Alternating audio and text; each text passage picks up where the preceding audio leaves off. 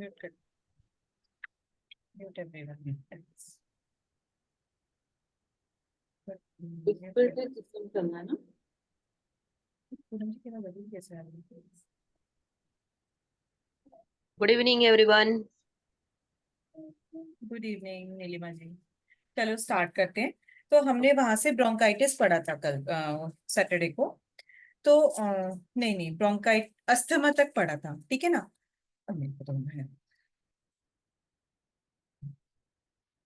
अब पढ़ो।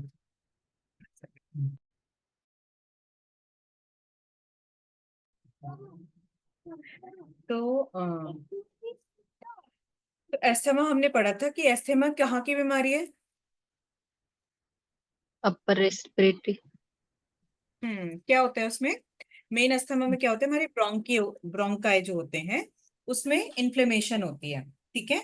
तो मोस्टली अस्थमा जो होता है एलर्जीज की वजह से या बहुत हेरिडिटरी की वजह से। अस्थमा जो है वो बैक्टीरिया और वायरस के इन्फेक्शन की वजह से नहीं होता है। वसुधा एक मिनट। हाँ, तो हो जाओ। हाँ। ये ब्रोंकाइटिस और अस्थमा सेम है? मतलब अब पहले ब्रोंकाइटिस बहुत ज्यादा हो गया तो अस्थमा है, ऐसा कुछ है या नहीं अलग नहीं, अलग? अलग अलग है। एस्थमा मतलब इन जनरल लोगों को कोई बैक्टीरिया वायरस इन्फेक्शन। एक सेकेंड।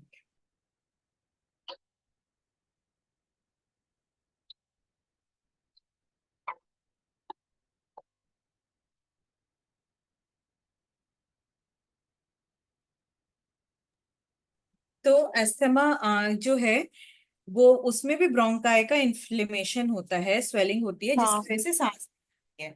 और पर अस्थमा जो है वो बैक्टीरिया या वायरल इन्फेक्शन की वजह से नहीं होता है। उसके और भी बहुत एलर्जी सारे, की वजह से। एलर्जी की वजह से, लंबे समय तक ब्रोंकाइटिस रहा है तो मे बी अस्थमा में डेवलप हो सकता है। हाँ। वो भी एक कारण है। बट बहुत सारे रीजंस होते हैं अस्थमा के, ठीक है। और एलर्जी, ब्रोंकाइटिस में भी ब्रोंकाइटिस को भी वही उसको ही स्वेलिंग होता है ना, लेकिन वो कम होता हाँ, ब्रोंकाइटिस में भी स्वेलिंग ही होता है। तो एक होती है एक्यूट ब्रोंकाइटिस की, मतलब कुछ बैक्टीरिया वायरस के इन्फेक्शन की वजह से हुई, है। ओके। ठीक है। तो सिम्टम्स उसमें भी अस्थमा जैसे ही रहेंगे, बट वो इन्फेक्शन की वजह से हुई है। तो दवाई लेके वो ठीक हो जाएगी कोई, या फिर अपने ओके। आप वायरल इन्फेक्शन रहता है तो 2-3 दिन में अपने आप ठीक हो जाता है, ठीक है। हाँ। और क्रोनिक ब्रोंकाइटिस क्या है? तो क्रोनिक ब्रोंकाइटिस जैसे लंबे समय तक एक सेकेंड, आप लोग को बहुत ज्यादा उसमें बहुत माइन्यूट माइन्यूट डिफरेंसेस हैं अस्थमा में, ब्रोंकाइटिस में, एक्यूट वाली में, क्रोनिक वाली में। तो एक्यूट वाली जो है वो बैक्टीरिया और वायरल के इन्फेक्शन की वजह से होती है, ठीक है। सिम्टम्स सारे वो अस्थमा जैसे ही होते हैं। क्रोनिक ब्रोंकाइटिस क्या होती है कि लंबे समय तक ब्रोंकियल ट्यूब्स में इन्फ्लेमेशन रहना। तो उसमें भी सिम्टम्स वही रहेंगे, पर लंबे समय तक रहेंगे। और उसका मेन कॉज है स्मोक, सिगरेट का स्मोक, ठीक है। बट हो सकता है कि जो लंबे समय तक किसी को एक्यूट ब्रोंकाइटिस बार बार होता है, तो उसका ब्रोंकाइटिस जो लास्ट इसमें लिखा हुआ है कॉजेज ऑफ क्रोनिक ब्रोंकाइटिस में, एक तो लिखा है main cause is cigarette smoke, और उसके लास्ट पैराग्राफ में लिखा है viral and bacterial infections that result in acute bronchitis में लीड टू क्रोनिक ब्रोंकाइटिस। अगर बार बार एक्यूट ब्रोंकाइटिस हुआ है किसी किसी को, तो वो क्रोनिक ब्रोंकाइटिस मतलब लंबे समय तक फिर वो कंटिन्यूड ब्रोंकियल ट्यूब्स में इन्फ्लेमेशन रहता है, हो सकती है। नहीं तो अदरवाइज क्रोनिक ब्रोंकाइटिस का मेन कॉज है सिगरेट स्मोक। तो ऐसे क्वेश्चन आ जाता है कि करेक्ट स्टेटमेंट में कि क्रोनिक ब्रोंकाइटिस का बार बार इन्फेक्शन होता है, तो क्रोनिक ब्रोंकाइटिस का ये मेन कॉज है। नहीं, क्रोनिक ब्रोंकाइटिस का मेन कॉज है स्मोक, ठीक है, सिगरेट स्मोक, सिगरेट का स्मोक। तो तो एक्यूट ब्रोंकाइटिस। ब्रोंकाइटिस हाँ तो ब्रोंकाइटिस दीप्ति। लंग्स में इंफेक्शन होता है और अस्थमा में लंग्स में इंफेक्शन नहीं होता है। नहीं नहीं नहीं, ब्रोंकाइटिस में भी लंग में इन्फेक्शन नहीं है। ब्रोंकाइटिस नाम ही ब्रोंकियल ट्यूब्स में इन्फेक्शन है। तीनों ही कंडीशंस में ब्रोंकियल ट्यूब्स में ही इन्फेक्शन है, लंग में अभी तक कोई इन्फेक्शन नहीं है, यहाँ ठीक पे है। कॉजेस में लिखा है ना, it is caused due to viral bacterial infection in the lungs. तो ब्रोंकाइटिस में लिखा है।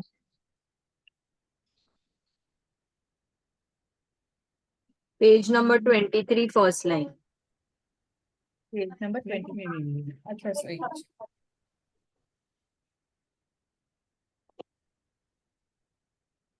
अच्छा, बट होती वो जो है वो ब्रोंकियल ट्यूब्स का इन्फ्लेमेशन है।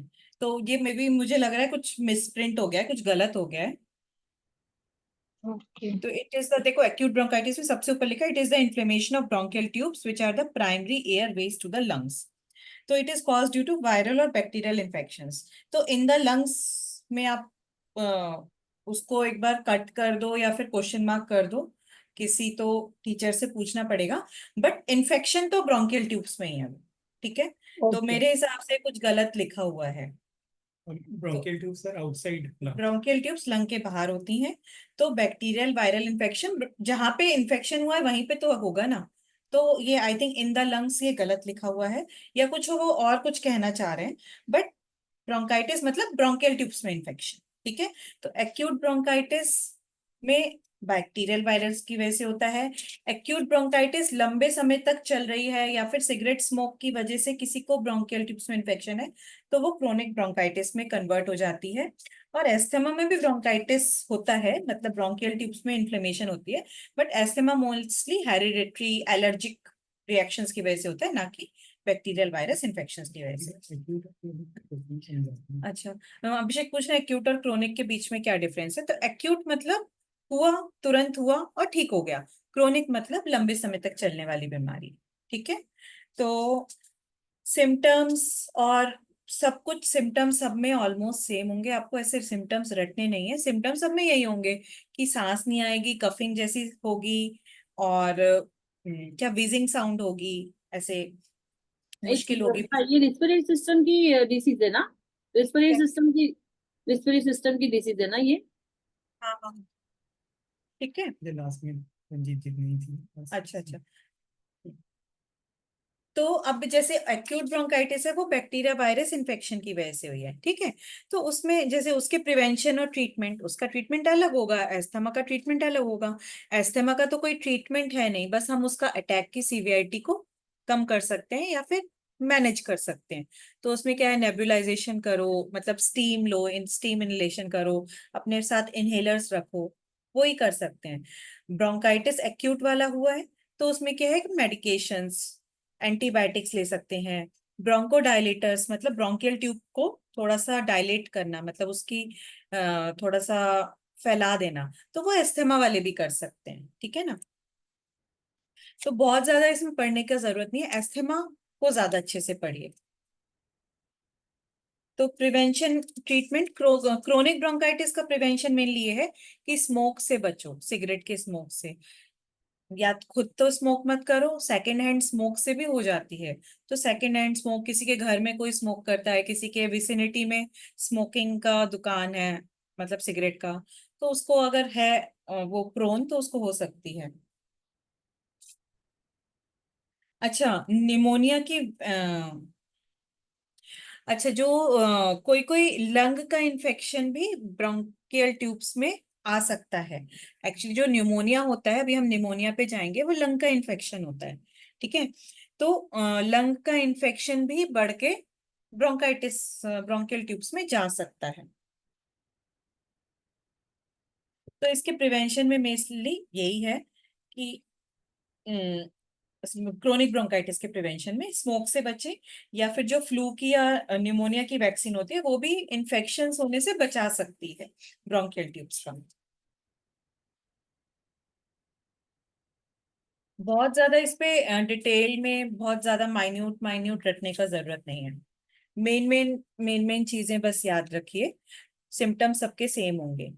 देन आता है सीओपीडी। सीओपीडी का बस फुल फॉर्म याद रखो, क्रोनिक ऑब्स्ट्रक्टिव पल्मोनरी डिसीज, ठीक है। तो इसमें तीन चीजें होती हैं, chronic bronchitis, chronic asthma and emphysema, ठीक है।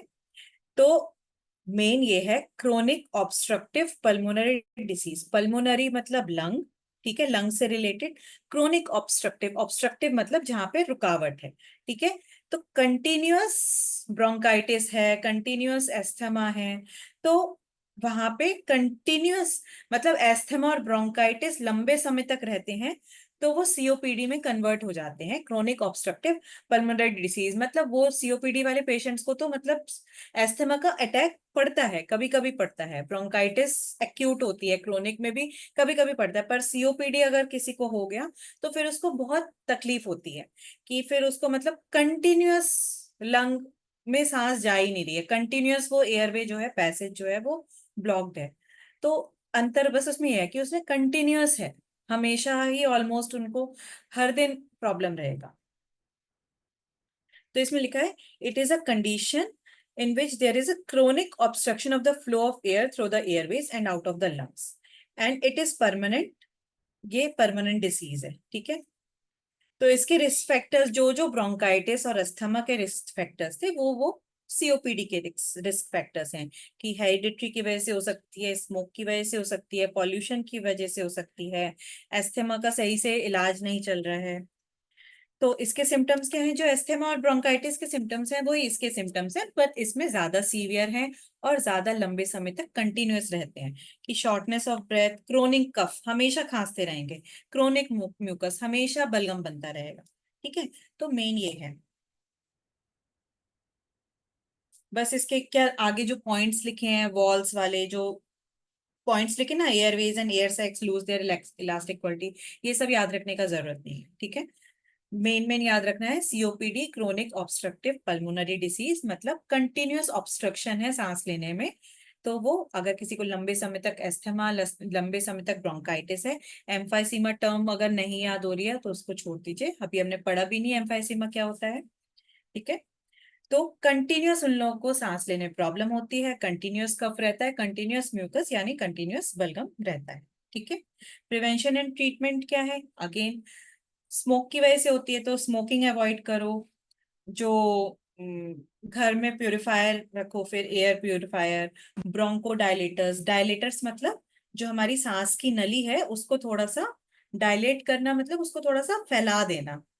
एक तो होती है कि उसमें ऑब्स्ट्रक्शन है, उसमें कुछ रुकावट है, तो रुकावट को डिसॉल्व करना एक तो ये हो सकता है। दूसरा उसका पाइप का जो विड्थ है उसको बढ़ा देना, पाइप को थोड़ा सा चौड़ा कर देना, उसे बोलते हैं ब्रोंकोडायलेटर, ठीक है। क्योंकि हमारे जो पाइप्स हैं वो मसल्स के बने हैं, तो मसल्स को थोड़ा डायलेट, और मतलब बोन तो है नहीं, कार्टिलेज या फिर मसल्स हैं, तो उनको थोड़ा सा डायलेट किया जा सकता है। एंटीबायोटिक्स या फिर अब इसमें बहुत सारे मेडिकेशंस हैं, एंटीबायोटिक्स, एंटी इन्फ्लेमेटरी मेडिकेशंस, ये सब याद करने का सब जरूरत नहीं है, आप एक आध कुछ याद कर लो, ठीक है। ब्रोंकोडायलेटर्स, एंटीबायोटिक्स, ठीक है। स्मोकिंग अवॉइड करो, पॉल्यूशन अवॉइड करो, घर में एयर प्यूरिफायर रखो, ठीक है। ये मेन पॉइंट्स याद कर लो जो सब में कॉमन रहेंगे, ठीक है।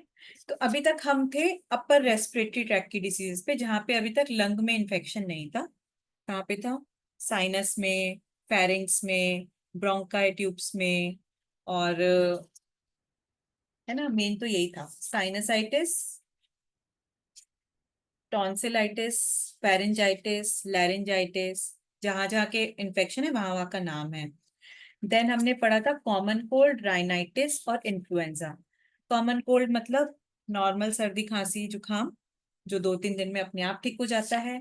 लंबे समय तक बार बार कॉमन कोल्ड होता है, कुछ एलर्जी है, तो वो राइनाइटिस बोलते हैं, लंबे समय तक क्रोनिक कोल्ड रहना, ठीक है। इन्फ्लुएंजा कॉमन कोल्ड जैसा ही होता है, पर इन्फ्लुएंजा किसी खास फ्लू वायरस की वजह से होता है, तो वो बहुत सीवियर होता है, उसमें तेज बुखार आता है। कॉमन कोल्ड में हल्का फुल्का बुखार आता है, इन्फ्लुएंजा में तेज बुखार आता है और सर में दर्द होता है, वो फ्लू के वायरस की वजह से होता है। कॉमन कोल्ड मतलब कॉमन कोल्ड करने के बहुत सारे वायरस होते हैं, इन्फ्लुएंजा फ्लू वायरस से ही होता है। देन एलर्जी, एलर्जी मतलब किसी किसी को एलर्जीज होती हैं, तो राइनाइटिस भी एक तरीके की एलर्जी है। देन हम एस्थमा, ब्रोंकाइटिस में एक्यूट और क्रोनिक था, तो ये सब ब्रोंकियल ट्यूब्स के इन्फेक्शन है। एस्थमा जो है मोस्टली एलर्जी की वजह से होता है या हेरिडिटी की वजह से, और acute bronchitis mostly bacteria virus infection की वजह से होती है, और क्रोनिक ब्रोंकाइटिस मेनली स्मोक की वजह से होती है। तीनों में सिम्टम्स सेम है, खांसी आना, सांस नहीं ले पाना। देन सीओपीडी, अगर एस्थमा और ब्रोंकाइटिस मतलब बिगड़ जाए तो उसी को सीओपीडी बोलते हैं। सीओपीडी में कंटिन्यूअस खांसी रहेगा, कंटिन्यूअस सांस लेने में तकलीफ रहेगी। देन हम आते हैं लंग्स की डिसीजेस पे। इसमें आता है मेनली ट्यूबरक्लोसिस और न्यूमोनिया। तो ट्यूबरक्लोसिस क्या है? Is an infection primary in the lungs. Lungs का इन्फेक्शन है। और कौन से? एक ही बैक्टीरिया है, माइकोबैक्टीरियम ट्यूबरक्लोसिस। ये ट्यूबरक्लोसिस इसी बैक्टीरिया की वजह से होता है। कॉमन कोल्ड वायरस की वजह से होता था, इन्फ्लुएंजा वायरस की वजह से होता है, और ट्यूबरक्लोसिस बैक्टीरिया की वजह से होती है। ब्रोंकाइटिस जो हमने पढ़ा था, बैक्टीरिया और वायरस दोनों में से किसी की भी वजह से हो सकता है।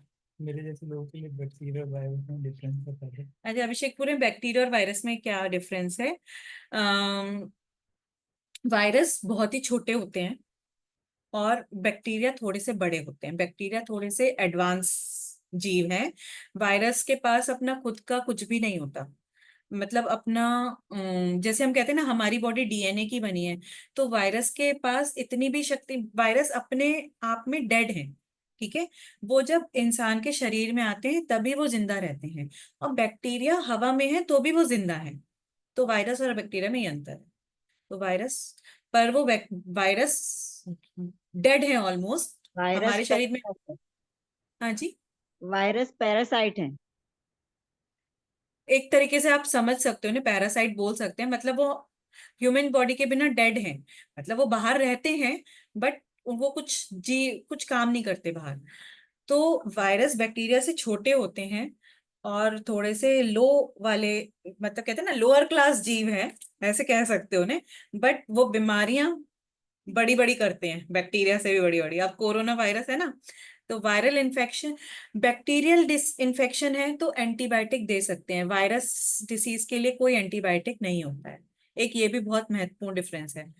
अगर बैक्टीरियल इन्फेक्शन है तो एंटीबायोटिक ली जाएगी, वायरल इन्फेक्शन है तो वो एंटीबायोटिक मोस्टली किसी काम की होती नहीं है। देते हैं डॉक्टर लोग but it's of no use. ठीक है, तो ट्यूबरक्लोसिस बैक्टीरियल इन्फेक्शन है, माइकोबैक्टीरियम ट्यूबरक्लोसिस से। तो ये पास होगा। जैसे जो जिसको ट्यूबरक्लोसिस है लंग्स वाली, मेनली हमने लंग्स की ट्यूबरक्लोसिस पढ़ी है, पर ट्यूबरक्लोसिस और भी बॉडी के किसी भी पार्ट में इन्फेक्शन होता है ये वाले बैक्टीरिया का। बट मोस्टली टीबी की बीमारी से लंग की बीमारी सबसे ज्यादा होती है। तो अगर वो लंग में है तो वो खांसी और आपकी छींक के थ्रू वो एक दूसरे को पास होगा।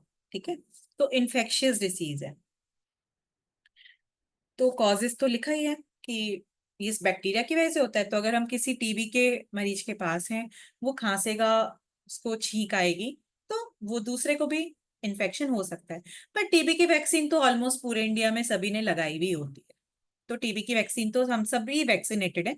फिर भी वैक्सीनेटेड होने के बाद भी किसी किसी को टीबी के केसेस अब तो बहुत कम हो गए। पहले तो बहुत होते थे ना, पहले तो बहुत भयंकर बीमारी होती थी, पर अभी तो सब वैक्सीनेटेड होते हैं। किसी को होती भी है तो फिर माइल्ड होके ठीक हो जाते हैं। ठीक है, सिम्टम्स।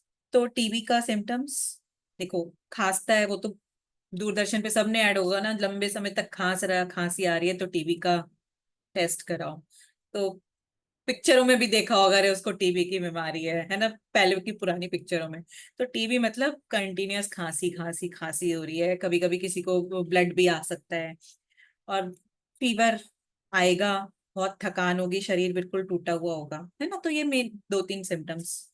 तो मतलब उसे रटना नहीं है, अपना इमेजिनेशन, इमेजिनेशन भी नहीं, मतलब जो हम आसपास देखते हैं वही अपना एक्सपीरियंस लिखना है वहां पे। तो टीबी का प्रिवेंशन क्या है? ट्यूबरक्लोसिस यानी कि शॉर्ट में टीबी जिसे बोलते हैं। टीबी नहीं होता है, पहले मैं तो बहुत बचपन में टीबी समझती, मैं टीबी की क्या बीमारी होती है। तो वो खांसी में रुमाल में खून आता है वो भी लिख सकते हैं। पहली पिक्चर में ये भी बताते थे। ब्लड आ सकता है खांसी में, रुमाल मत लिखो। ब्लड आ सकता है। ठीक है, तो टीबी की जो वैक्सीन होती है उसका नाम होता है बीसीजी वैक्सीन। बीसीजी वो साइंटिस्ट का नाम है, बैसिलस कैलमेटी-ग्यूरिन, जिन्होंने वो बनाई थी वैक्सीन। ठीक है, तो फुल फॉर्म नहीं, बीसीजी वैक्सीन तो सभी के लोग को लगी हुई होती है। सबसे पहले पैदा होते हॉस्पिटल में लगा के भेजी जाती है ना, वो जो यहाँ पे निशान होता है वो टीबी की वैक्सीन का होता है।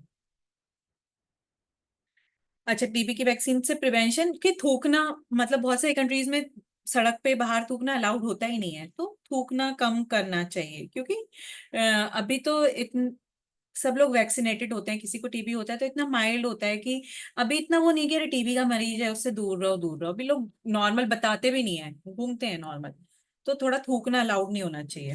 और कई बार किसी को टीबी होता भी है तो वैक्सीन लगी हुई है ना, तो किसी को कुछ बीमारी नहीं होती है, ऐसा भी होता है अभी कि बस उसको इन्फेक्शन है बट वो बीमार नहीं है, पर उसके खांसी से उसके थूक से दूसरे को फैल सकती है। तो मान लो मैं बिल्कुल स्वस्थ हूँ, मैं वैक्सीनेटेड तो सब है पूरे इंडिया में, मैं स्वस्थ हूँ, मुझे मान लो टीबी का इन्फेक्शन हुआ पर मुझे उससे कुछ प्रॉब्लम नहीं हुई, ठीक है, मेरे को पता भी नहीं टीबी का इन्फेक्शन है पर मैं थूका, तो मेरे थूक से किसी को अगर इन्फेक्शन हुआ और वो क्या है कि वो व्यक्ति थोड़ा सा वीक है तो उसको इन्फेक्शन हो सकता है, तो उसकी बीमारी बढ़ सकती है, तो इसलिए थूकना बिल्कुल मना होना चाहिए। ठीक है, तो बस मेन यही है। और टीबी में इतना ही लिखा है, उसमें ज्यादा एक्सप्लेन किया भी नहीं है। निमोनिया, ठीक है, तो निमोनिया भी अगेन लंग का इन्फेक्शन है। निमोनिया में क्या है, बैक्टीरिया वायरस फंजाई किसी भी चीज से इन्फेक्शन हो सकता है। तो निमोनिया में भी लंग्स में ही इन्फेक्शन होता है।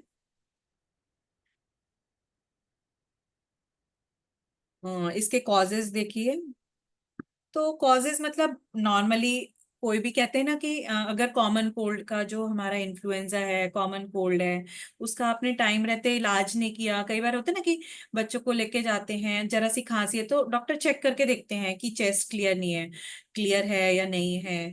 तो कई बार ऐसा होता है कि थोड़ा बहुत भी कुछ ढंग से इलाज नहीं किया तो किसी किसी को वही इन्फेक्शन जो नाक में था, जो ऊपर के इन्फेक्शन थे वो लंग में फैल जाते हैं, बढ़ बढ़ के लंग तक चला गया वो इन्फेक्शन।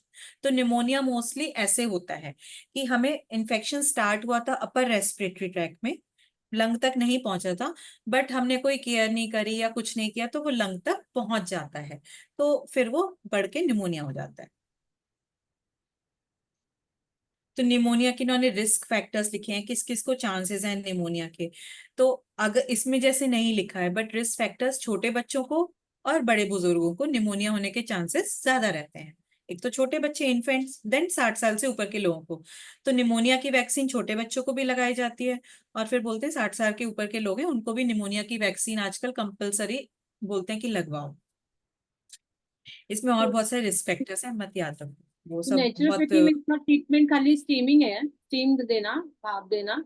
नेचुरोपैथी में इसका ट्रीटमेंट भाप देना, हाँ भाप भाप ही मतलब, होगा। और बहुत सारे ट्रीटमेंट्स हैं नेचुरोपैथी के, तो मतलब कि अगर मेन पूछा तो नेचुरोपैथी में ना हर चीज का ट्रीटमेंट है, फास्टिंग, फास्टिंग, ठीक है। फास्टिंग भाप, और इसके अलावा वो कुछ उसमें ना वो तुलसी जिंजर अदरक उसका काढ़ा, तो ठीक है। उससे वो क्या होता है कि कफ को पिघलाता है वो। बट निमोनिया तो थोड़ा सा बड़ा है, मतलब एक्चुअली कोविड का भी ट्रीटमेंट नेचुरोपैथी में ऐसे ही किया गया, मतलब जो भी है नेचुरोपैथ वो अपना जो बताते हैं एग्जाम्पल, तो ऐसे ही खाओ पियो कुछ नहीं, बस जूस मतलब उस लिक्विड पे रहो। ठीक है, तो निमोनिया में क्या होता है कि अगेन रिस्क फैक्टर्स मत पढ़िए, यही है कि स्मोक से दूर रहो, और किसी को लंग डिसीज है तो पढ़ने मत दो। सिम्टम्स क्या होते हैं, अगेन निमोनिया में फीवर आता है, और सांस लेने में प्रॉब्लम होती है और कफ होता है, तो सभी सांस की बीमारियों में यही प्रॉब्लम ये तो होती है, तो सिम्टम्स सब में यही है, ज्यादा इसमें नहीं पढ़ने का। प्रिवेंशन क्या है, सबसे अच्छा तो है कि वैक्सीन, ठीक है ना, निमोनिया की वैक्सीन लगवा लो, बेस्ट है। बहुत ज्यादा इनमें डिटेल्स में ये सब साइंटिफिक टर्म्स नहीं पढ़ी है। तो अभी इसमें लिखा है how smoking damages the lungs, तो एक बार पढ़ लो आप लोग भी क्या लिखा है उसमें। The tar formed when tobacco is burn contains many different,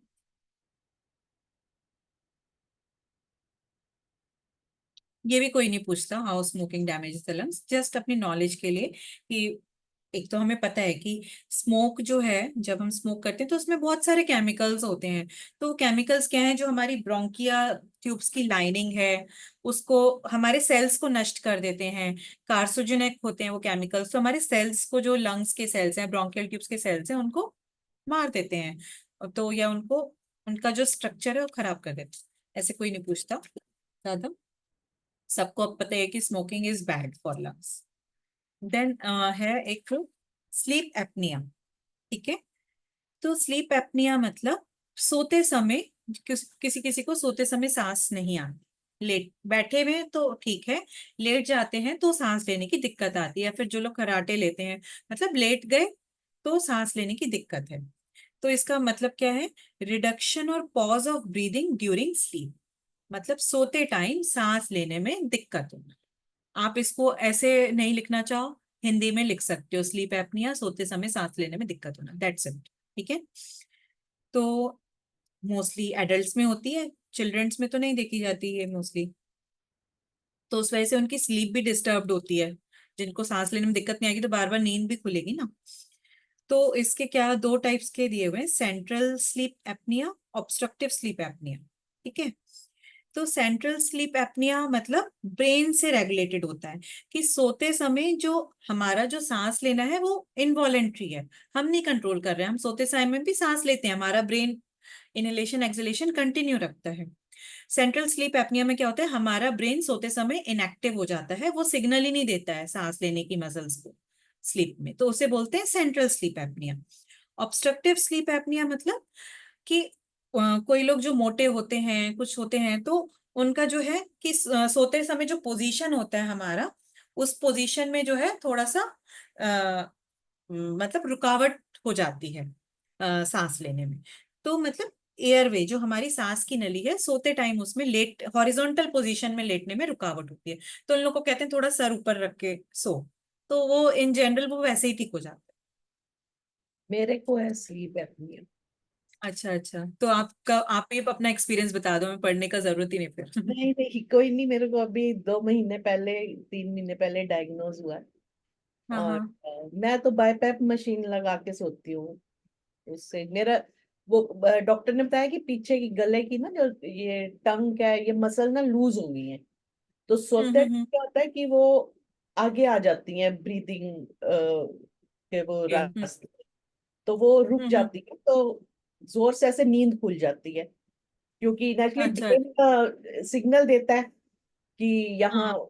obstruction है, तो वो जब नींद खुलती है तो मेरी नींद नहीं पूरी हो रही थी, तो ओके ओके। मतलब quality of sleep was very bad, और मैं सुबह हेडेक फील करती थी और सारा दिन थकावट। तो हम्म। उसके लिए फिर ये अब नींद ही पूरी कर रही हूँ उससे, कि ठीक है उससे। अच्छा अच्छा, तो अभी जैसे डेंटिस्ट के यहाँ भी मैंने देखा है कि कुछ लोग ना सोते समय ऐसे जबड़े को बंद कर लेते हैं, तो डेंटिस्ट के पास भी एक कुछ टाइप का ऐसा आता है कि वो ना लगा के सो, जैसे मे बी वैसी ही टाइप की कुछ बात कर रहे हो गया, तो उस समय वो स्लीप एपनिया उस वजह से भी होता है, वो जबड़े को ऐसे कस के बंद कर लेते हैं कुछ लोग, पता नहीं।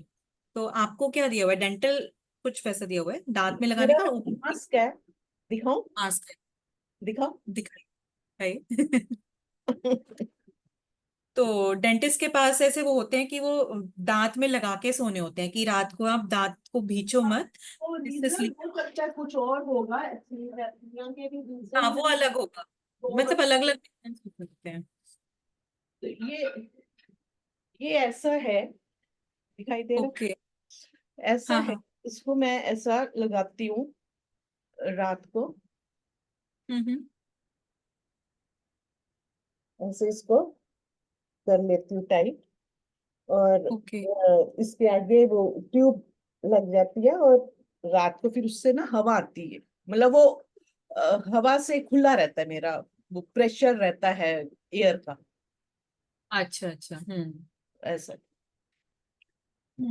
मेरे एक फ्रेंड को है, लेकिन ही इज वेरी फैट, तो बिकॉज ऑफ फैट्स उसका एयर पैसेज ब्लॉक हो जाता है, तो नींद में फटाक से उसका कभी कभी हाँ, ब्रीदिंग बंद हो जाता है, फिर sleep may be central apnoea होगा वो। नहीं सेंट्रल नहीं है, वो भी यही होगा। हाँ, क्योंकि ओके। मेरा भी ये है, और इसका रीजन है हाइपोथायराइड का भी, हाँ, हाइपोथायराइड थायराइड की वजह से भी, या वो भी है, तो हो सकता है उसकी वजह से मेरे को हुआ। तो हाँ देखो स्वाति जी, इसमें लिखा भी है, obesity is a known contributing factor to obstructive sleep apnea, वो तो हाँ ऑब्स्ट्रक्टिव ऑब्स्ट्रक्टिव, हाँ बराबर है, वो एयर पैसेज को ऑब्स्ट्रक्ट करता है, राइट। हाँ। तो सिम्टम्स क्या है, वही रात को नींद पूरी नहीं होगी तो पूरे दिन थकान और स्लीप फील होगी, एंजाइटी होगी, क्योंकि नींद पूरी नहीं हो रही, तो नींद पूरी ना होने के सारे सिम्टम्स। इरिटेशन भी रहती है फिर सब। हाँ, तो इसमें लिखा हुआ है treatments for obstructive sleep apnea are similar to the non surgical treatments for snoring. Snoring के लिए जो नॉन सर्जिकल ट्रीटमेंट्स रहते हैं, तो वो से ही मतलब नॉन सर्जिकल, जैसे आपका है ये मास्क है, तो ये हवा का प्रेशर से उसको खोल के रखता है ब्रीदिंग पैसेज। पूनम जी को जीवामृत सिंह मुद्रा हेल्प करेगी क्या? हाँ हाँ, वो करती हूँ मैं, वो टंग के एक्सरसाइजेज और वो सब मैंने यूट्यूब पे देखी और अभी वो भी करती हूँ। हाँ, वो जीवाबंद सिंह मुद्रा करते हैं ना? जीवाबंद सिंह मुद्रा भी है, वो भी करना होता है, तो करती हूँ सुबह थोड़ी सी 5 मिनट। वैसे दिन में कहते हैं 3-4 बार ही, 2-3 बार ही कर लो 5-5 मिनट, तो ठीक है, कभी कभी बैठे बैठे कर लेती हूँ, क्योंकि वो तो कोई ऐसा नहीं होता कि खाना खाया हुआ है नहीं खाया हुआ, टंग की है या करना है उसको ऊपर नीचे। हाँ। अच्छा, वो आपने शेयर किया हम लोगों के लिए एक प्रिवेंशन का मेजर हाँ है ये। हाँ हाँ, जीवाबंद सिंह मुद्रा कर रहे हैं रेगुलरली। करना चाहिए। हाँ, उससे थायराइड भी मेंटेन ठीक रहेगा शायद। हाँ बहुत सारी चीजों के लिए वो इतना सिंपल सा है जीवाबंद सिंह मुद्रा, कभी भी बैठे बैठे, बट अनुलोम बहुत विलोम भी अच्छा है इनके लिए, वो पूरा अनुलोम विलोम भी अच्छा होगा ना? नहीं, किसके लिए क्या चीज? इसके लिए नहीं। मसल्स के लिए, इंटरनल मसल्स के लिए तो जीवाबंद सिंह मुद्रा है। मसल्स के लिए हाँ नहीं, इनका जो एक्सरसाइज है, जैसे आप ऐसे करके इधर प्रेशर दे रहे हो, जो आपका षडानन नहीं है, वो करके जो करते हो 10, षडानन मुद्रा। हाँ हाँ वो हाँ, भी, षडानन मुद्रा वो भी अच्छा है, करने सिखाई थी। उससे सारी मेरा तो जीवाबंद लगता ही नहीं है, होता ही नहीं है मेरा, टंग नहीं, लगती ही नहीं मेरे। प्रैक्टिस करो। बचपन में तो ऐसे लेकिन हाँ हम लोग खेलते थे ना ऐसे, बच्चे ऐसा खेलते हैं, वैसा हाँ करके हाँ, चिपका दो ऊपर। कितना अच्छा किया। जैसे चॉकलेट के ऊपर चूसते हैं वो एकदम ऊपर। प्रैक्टिस करनी पड़ेगी। हाँ, ऐसे समझो कि मुंह में चॉकलेट रखी हुई है। हाँ, 1-2 दिन में ही हो जाएगा, वो हाँ करोगे तो हो जाएगा, अच्छा ठीक है, बड़ी बात कोशिश नहीं है। करूंगी। हाँ, कोई बात नहीं, आप मिलना वाईवीएन में, आपको सिखा देंगे सब लोग मिलके। चले, तो ट्रीटमेंट्स स्लीप एपनिया के, देखो ट्रीटमेंट मेनली इतना कोई इसमें आपको रटने की जरूरत नहीं, अरे इतने सारे ट्रीटमेंट्स है मुझे ये रटने हैं, ठीक है। ये एनाटॉमी फिजियोलॉजी में जो डिसीजेस वाला पार्ट है ना, इसमें कुछ भी रटो नहीं कि बहुत सारे सिम्टम्स हैं, बहुत सारे ट्रीटमेंट्स हैं, सब एक जैसे से लगेंगे, हमें कुछ भी रटना नहीं है। हमें मेन डिसीज का मेन बात समझ में आनी चाहिए कि ये डिसीज है क्या, ठीक है। वो हमें लिखना होना है अपनी भाषा में, और थोड़े बहुत 2-3 सिम्टम्स लिख दो जो, और वो भी यही मैंने कहा ना, अपने पर्सनल एक्सपीरियंस, एक दूसरे के एक्सपीरियंस से, जो हम अपने आसपास, वो सारी इसमें कॉमन बीमारियां हैं, ऐसी कोई बीमारी तो यहाँ पे लिखी भी नहीं है जो हमें नहीं दिखती, रेयर वाली डिसीजेस तो है नहीं, तो अपने आसपास ही हम देखते हैं तो ये वाले पेशेंट्स इस टाइप के मिल जाते हैं, तो वही एक्सपीरियंस हमें लिखना है, ठीक है।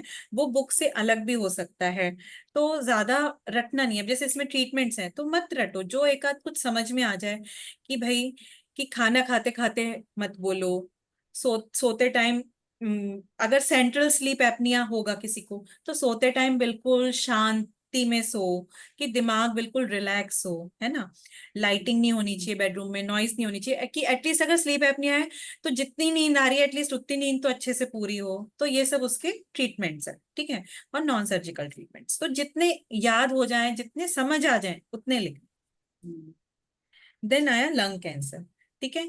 तो कैंसर कुछ भी होता है, कोई भी कैंसर, कैंसर मतलब हमारी बॉडी के सेल्स ही एबनॉर्मली, नॉर्मल सेल था उसको 1 का 2, 2 का 4 होता है बॉडी में, पर वो एबनॉर्मली एकदम से बढ़ जाते हैं सेल्स, ठीक है, तो उसी को कैंसर बोलते हैं।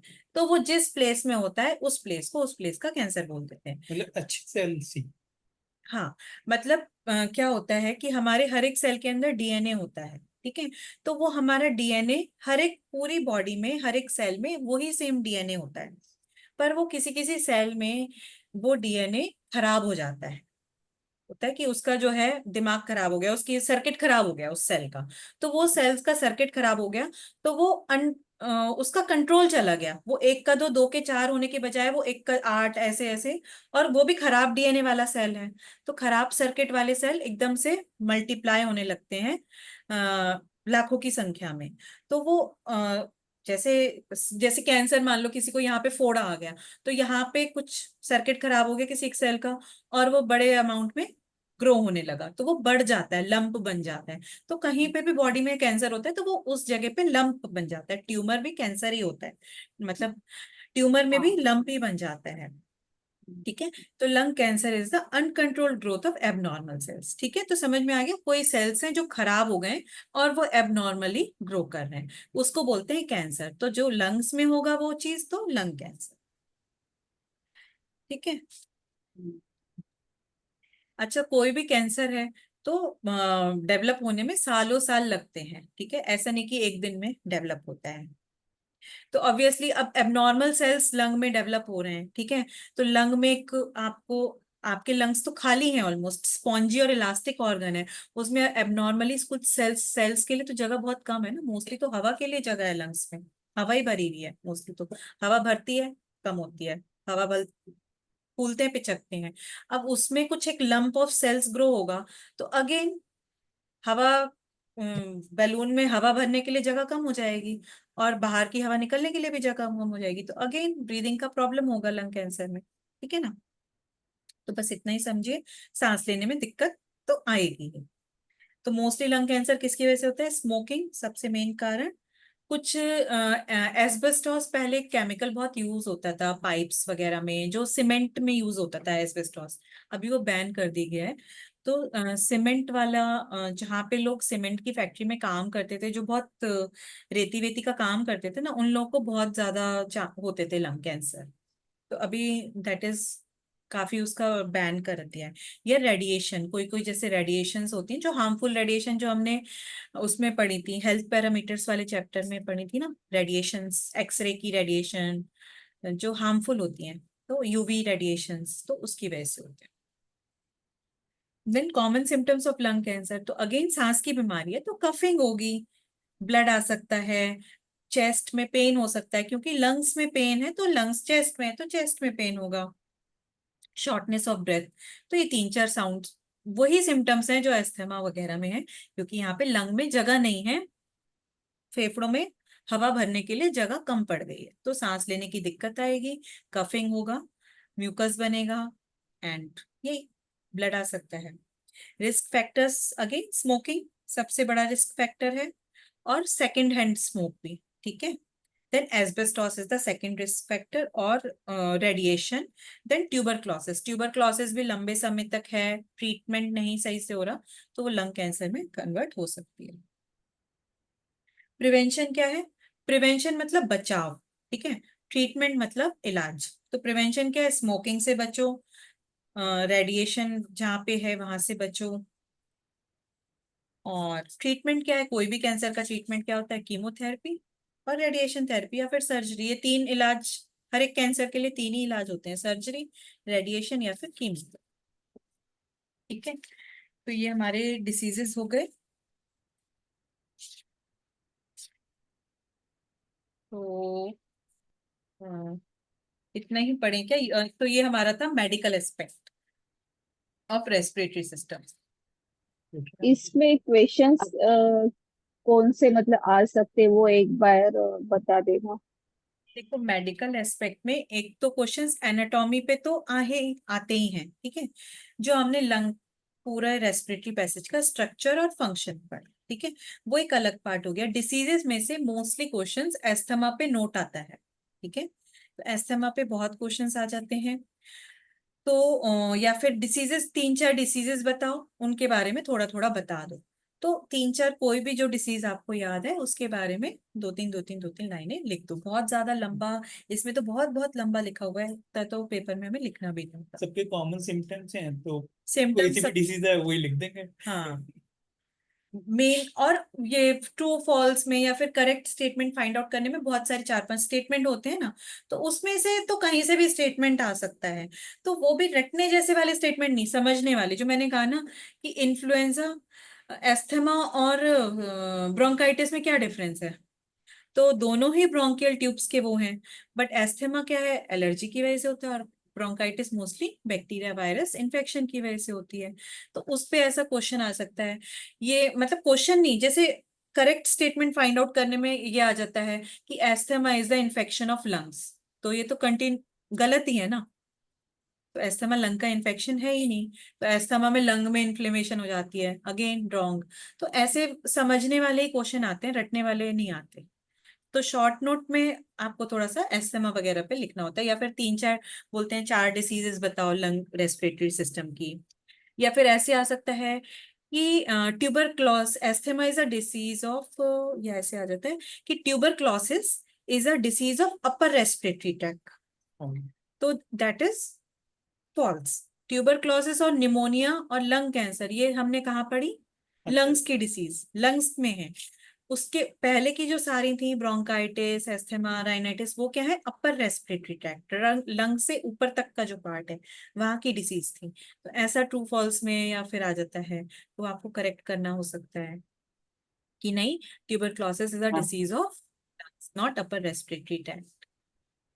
जैसे कि वसुधा जी आपने बोला ना ऐसा आएगा कि राइट एंड थ्री डिजीज के ऊपर, तो कोई भी थ्री, और फिर बाद में सपोज हमने थ्री डिजीज के बारे में लिखा, तो हमें सिम्टम्स भी लिखना है और ट्रीटमेंट भी लिखना है और कॉजेज भी हर डिजीज का, ऐसा अलग अलग। ऐसा इतना टाइम पेपर में होता नहीं है कि हर एक डिसीज को हाँ आप, वही मैं पूछ रही, मेरे को लगता है एक ऐसा आना चाहिए ना कि right a short note on sleep apnoea and right it's symptom causes and treatment, ऐसा आएगा तो इजी होएगा ना हमारे लिए। नहीं। ऐसे स्लीप एपनिया पे नहीं आएगा। वही मैंने कहा ना कि ऐसे अगर आप सोचोगे कि हमें सबके सिम्टम कॉजेज ट्रीटमेंट लिखने पड़ेंगे, हम्म। तो आपको सबके सिम्टम कॉजेज ट्रीटमेंट याद करने पड़ेंगे। तो याद करने जैसा कुछ मत करो, 3 डिसीजेस आएंगी, तो मार्क्स किस पे है कि आपको तीनों समझ में आया, बेसिक बेसिक, कि स्लीप एपनिया में ओके आपने इतना जनरल लिखना है, ओके हाँ ठीक है। कि थोड़ा बहुत एग्जामिनर को बस ये समझ में आ जाए कि हाँ आपको समझ में आ गया। इंफॉर्मेशन है हाँ। हम डॉक्टर नहीं है तो हम यहाँ पे बारीकियां तो नहीं समझ सकते हम लोग, ना हम बारीकियां मेंशन कर सकते हैं। हम मोटा मोटा डिफरेंस समझ गए ना, कि मान लो 3 डिसीजेज आई, आपने उसमें लिखा एस्थमा, एक लिखी आपने ब्रोंकाइटिस, एक लिखा आपने, पहली बात तो 3 डिसीजेस थोड़ी सी अलग अलग चूज करो, ठीक है। तीनों एक जैसी डिसीज, तीनों डिसीज लिखी asthma, acute bronchitis, chronic bronchitis, तो यहाँ पे आप ब्रोंकियल ट्यूब्स में ही प्ले कर रहे हो बस, ठीक है। तो एक फ्लू लिख दो, एक एस्थमा लिख दो, एक लंग कैंसर लिख दो, तो तीनों की एक एक डिसीज लिख दो, तो वहीं पे एक इंप्रेशन बन जाता है। अच्छा, इसको वहां पे ये मेंशन कर दो, ये वहां की डिसीज है, ये यहाँ की डिसीज है, यहाँ की, तो एक इंप्रेशन आपने वहीं ये छोड़ दिया कि चलो इसको इतना डिफरेंस पता है। तो ऐसे 3 डिसीज का क्वेश्चन है तो 3 अलग अलग पार्ट्स की डिसीज लिखो, और तो उनके थोड़े से सिम्टम्स कॉजेस ट्रीटमेंट थोड़े थोड़े अलग होंगे। इन तीनों के अभी एस्थमा ब्रोंकाइटिस तीनों एक जैसी लिख दी, तो सिम्टम्स कॉजेस ट्रीटमेंट सबके एक ही बार में लिखने पड़ेंगे। वहां पे क्या एक एक पॉइंट भी अलग अलग लिख दोगे ना, तो एक इम्प्रेशन पड़ेगा हाँ कि इसको अच्छे से नॉलेज है, तो वो ज्यादा बेटर रहेगा मतलब मेरे हिसाब से। ओके। जैसे डाइजेस्टिव सिस्टम की डिसीज आई, 3 डिसीज लिखो, हम्म।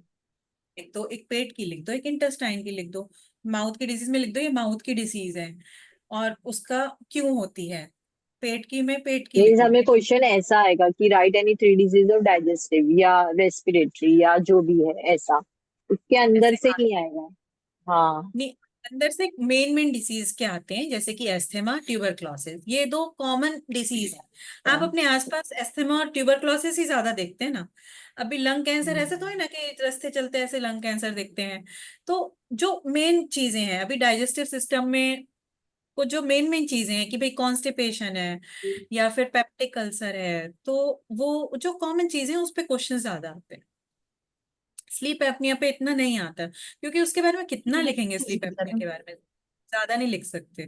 वैसे भी नई डिजीज है स्लीप हाँ एपनिया। नहीं, फिर एक्सप्लेन करने जैसे भी नहीं है। हाँ, और मैं इतना हंस रही थी, मैंने कहा देखो मैं मतलब वो फैशनेबल लोग होते हैं ना, नई ड्रेस आई वो पहनो ये, तो मैं जब ये बीमारी लेती ना वो नहीं लेती। जब मेरे को हाइपोथायरायडिज्म हुआ था तब थायराइड किसी ने नहीं सुना था, 1996 में डायग्नोज हुआ। मैंने कहा देखो एकदम न्यू बीमारी में मैंने ली। और अभी स्लीप एपनिया के सभी कहते हैं अरे वाह, कौन सी स्लीप एपनिया, क्या होता है ये? मैं कहती देखो कितनी मैं मैम मॉडर्न। बीमारी कोई लेता नहीं है, वो तो आ जाती है, कौन चाहता है बीमारी ले। ठीक है, कहता तो कोई नहीं है, पर हंसते हंसते निकाल दो टाइम, क्या कर सकते हैं। बट वही बड़ी हाँ, चीज है, जैसा ऐसे पूनम जी कर रहे हैं, हंसते हंसते निकाल रहे, ऐसे वेरी गुड। और क्या क्या ऐसे करें, आपसे ऐसे हंसना ही सीख है, रहे हैं अच्छा लगा। वही। पूनम जी, ऐसे देखो तो किसी ने हर्ट की टीवी नहीं सुनी ना। मुझे हर्ट हाँ, की टीवी हो चुकी है। हाँ क्या चीज? क्या क्या? हर्ट की टीवी, पेरिकार्डियल इफ्यूजन। ओ, अच्छा अच्छा, ओके। मतलब क्या एक्चुअली होता है वो? मैंने कहा कि पेरिकार्डियल lungs फ्लूइड जो होता है वो एक तो बहुत ज्यादा हो जाता है, मतलब बहुत फूल ओके। जाते हैं, आपस में लेयर्स बहुत डिस्टेंस में हो जाती हैं, और हर्ट के जो 4 चैम्बर्स हैं उसमें भी पानी आ जाता है। ओ, वो फ्लूइड पीस स्वेलिंग वहां हो पे जाती पहुंच है जाता ना पैरों वगैरह तो पे आपको वो क्या सब? ख्याल? है। हाँ हाँ, पैरों में मतलब Swelling- सेंस चला जाता है, कमर से नीचे ना सेंस हाँ चला जाता हाँ हाँ हाँ। सर्कुलेटरी में ओ सो बढ़ेंगे। तो सॉरी। अभी ठीक हो गया वो, अभी ठीक है। है। हाँ, वो 2000 में हुआ था। हाँ अब भी ठीक है? हाँ, अभी ठीक उसके है? उसके वो ना उस टीबी का समय जो इलाज होता है ना मेडिकेशन, उस समय 2-3 साल मेडिकेशन हुआ, आईसीयू में महीनों महीनों रही। अभी 2-3 साल मेडिकेशन के बाद अब उसके साइड इफेक्ट्स झेल रही हूँ। हाँ हाँ हाँ। क्योंकि वो ये जो है अपना क्या बोलते हैं इसको, मेडिसिन में ये आता है ना, अरे मैं नाम भूल गई। स्टेरॉइड।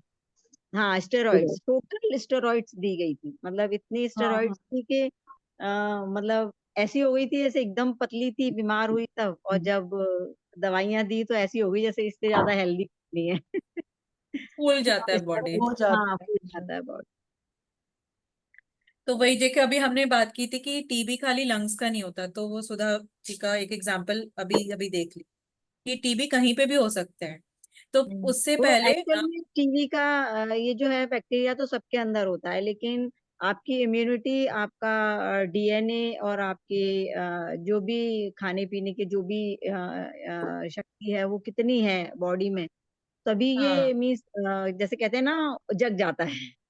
हाँ, हाँ, उसे लैटेंट टीबी बोलते हैं ना, वो सोया हुआ रहता है।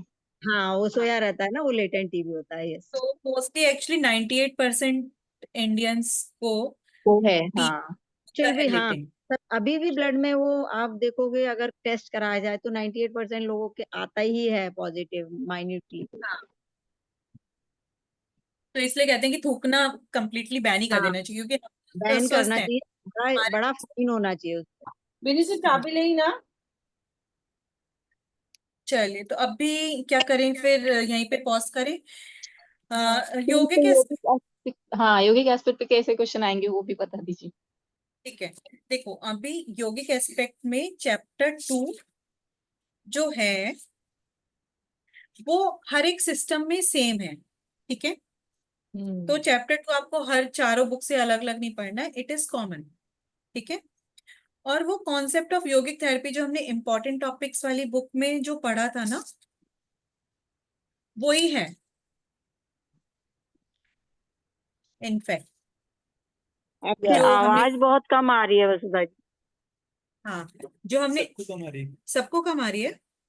नहीं नहीं बराबर, नहीं अच्छा हमें तो बराबर आ रही आ रही हाँ है बराबर। आ रही है। तो ये जो concept of yogic therapy second chapter है, ये जो हमने इंपॉर्टेंट मैनुअल वाली बुक में जो चैप्टर पढ़ा था ना, योगिक थेरेपी के प्रिंसिपल्स लिमिटेशंस, वो ही उतना ही है। तो ये सेकंड चैप्टर आप लोग को पढ़ने का जरूरत नहीं है किसी भी सिस्टम में से, वो इंपॉर्टेंट टॉपिक वाली बुक से ही पढ़ लो, इट इज सेम, ठीक है। तो कॉन्सेप्ट ऑफ योग थेरेपी तो वो सेम है। तो ये आपके जैसे मेरे जैसे लोग ना, वो पन्ने देख के बुक पढ़ते हैं, तो मैंने देखा ये 10 पन्ने हर एक बुक के खत्म। तो तो मैं मतलब ना पेजेस से पढ़ती हूँ चीजें कि इतने अच्छे इतने हो पेज की जाती है बुक ना है। वैसा देख के। वैसा देख के खुशी हो जाती है। तो ये 10 पेजेस मतलब वहां से पढ़ लिए, तो हर एक सिस्टम के ये 10 पेजेस हो गए। ठीक है। अभी जो थर्ड वाला टॉपिक है, योगिक एस्पेक्ट्स ऑफ रेस्पिरेटरी सिस्टम। अच्छा, ये इसमें से भी ना ज्यादा क्वेश्चंस नहीं आते हैं। ये जो चैप्टर है हर एक सिस्टम का, योगिक एस्पेक्ट्स। हम एक्चुअली हमने जो 2-3 पेपर देखे थे उसमें तो बहुत ही कम क्वेश्चन आए थे।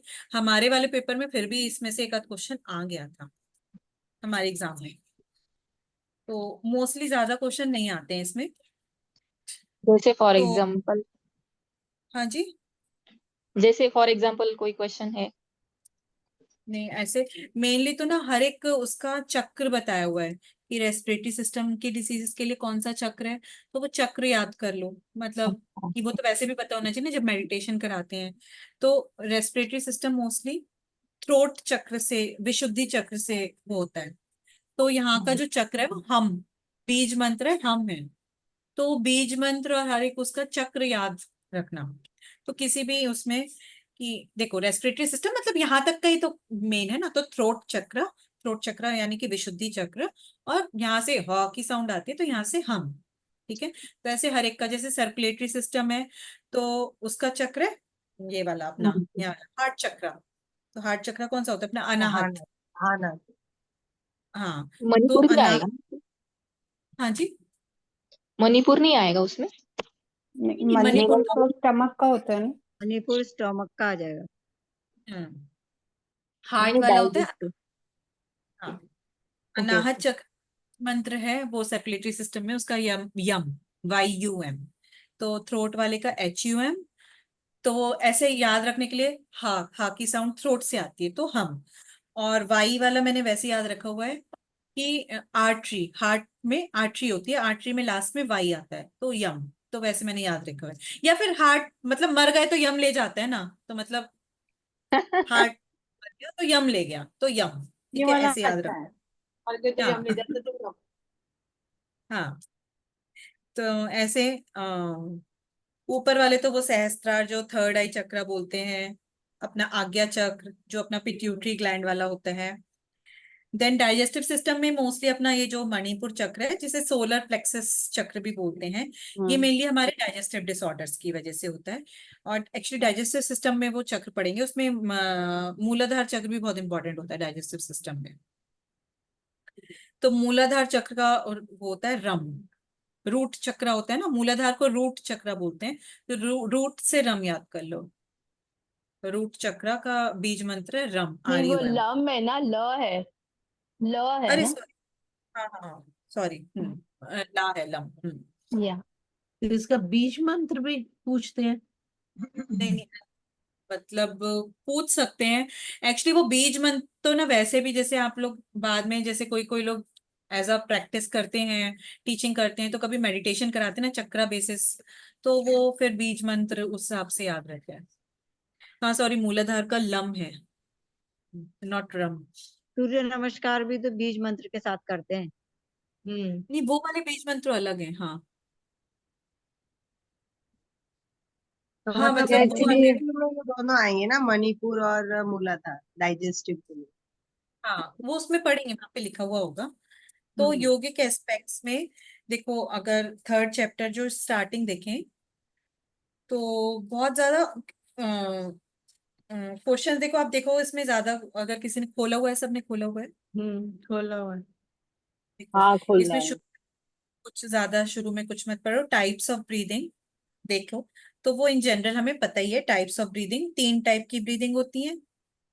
एब्डोमिनल ब्रीदिंग यानी कि हमारी डायफ्राम ब्रीदिंग जिसे बोलते हैं, सबसे ज्यादा वो होती है। उसके बाद होती है हमारी चेस्ट ब्रीदिंग जिसे थोरैक ब्रीदिंग भी होते हैं।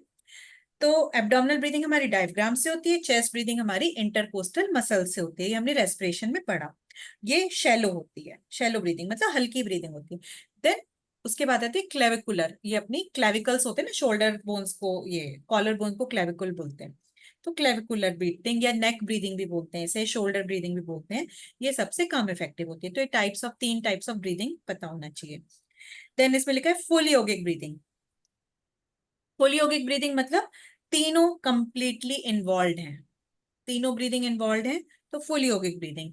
देन आती है प्राणायामिक ब्रीदिंग, जिसमें हम एब्डोमिनल ब्रीदिंग को थोड़ा सा कॉन्स्ट्रिक्ट कर देते हैं क्योंकि हम मूलबंध लगाते हैं, और मेनली उसमें चेस्ट ब्रीदिंग होती है। तो टाइप्स ऑफ ब्रीदिंग पे ऐसे क्वेश्चन आ सकता है, तो 5 तरीके की हमें बताई दी है। तो बस इतना ही पढ़ना है। तो बाकी प्राणायाम तो हमें पता ही है क्या क्या होता है। बेनिफिट्स ऑफ प्राणायामिक ब्रीदिंग, तो इसमें कुछ याद करने का जरूरत नहीं है, हम प्राणायाम के बेनिफिट्स तो अपने मन से भी खुद ही से लिख सकते हैं अभी।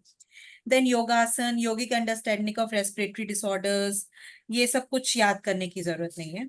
गाइडलाइंस टू योग थेरेपिस्ट, तो गाइडलाइंस में कुछ नहीं, ठीक है, जस्ट एक बार गो थ्रू कर लीजिए, नो नीड टू याद करना उसमें।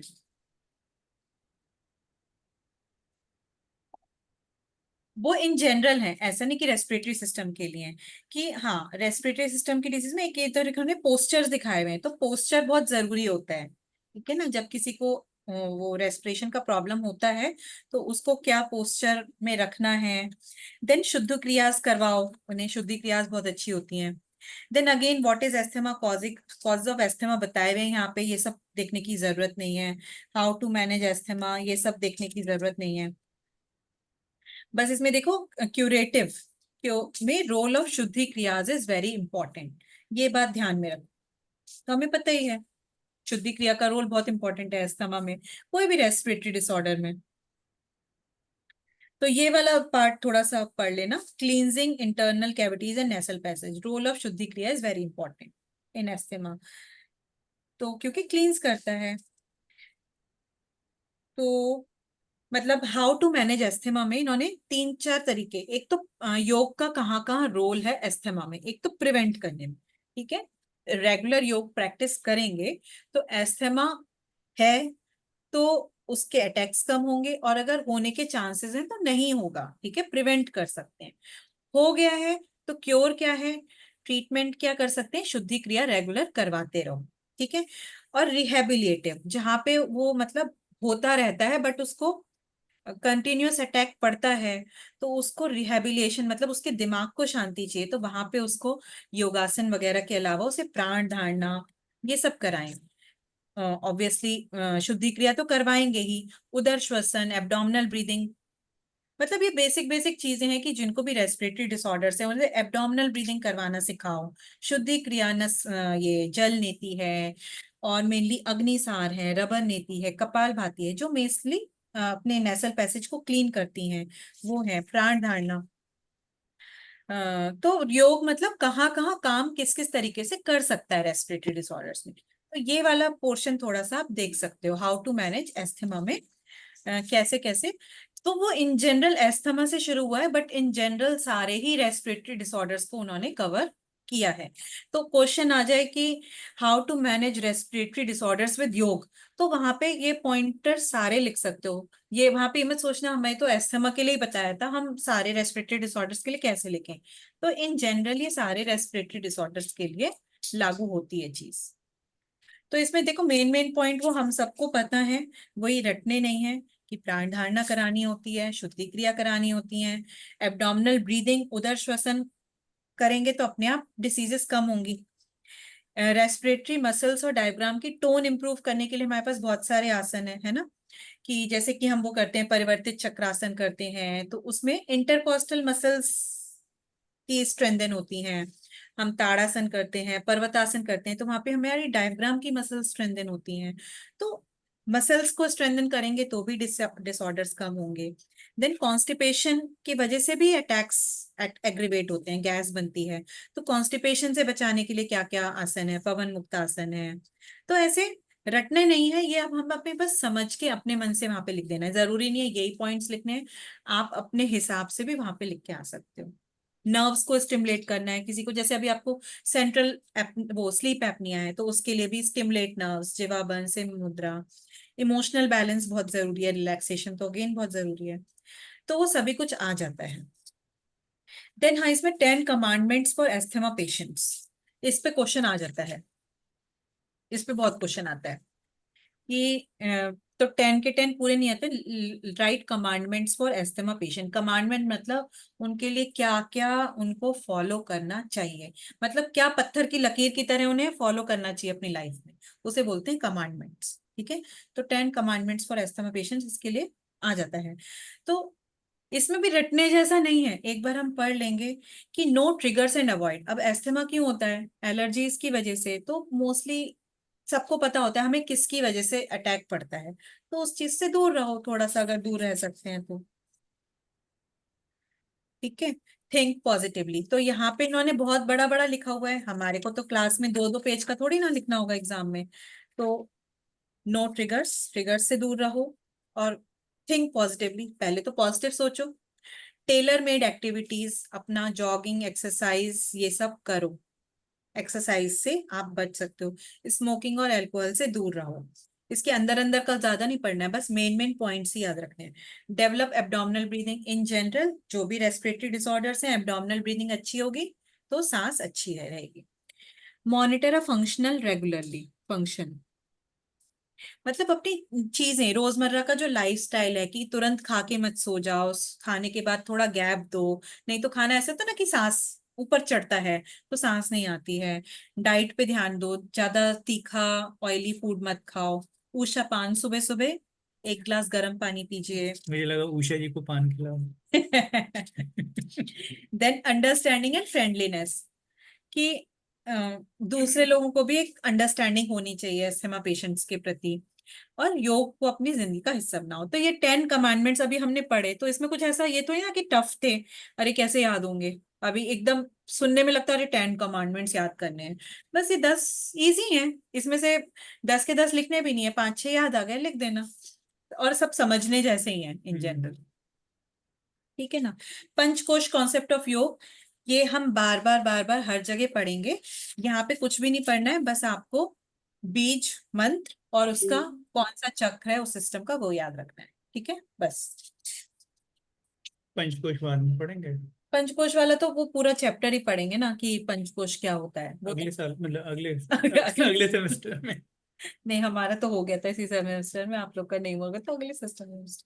वो आगे इसमें ये उषापान एग्जैक्टली क्या होता है? उषापान, उषापान एग्जैक्ट, उषापान क्या होता है एग्जैक्टली? सुबह मतलब उठ गर्म के पानी?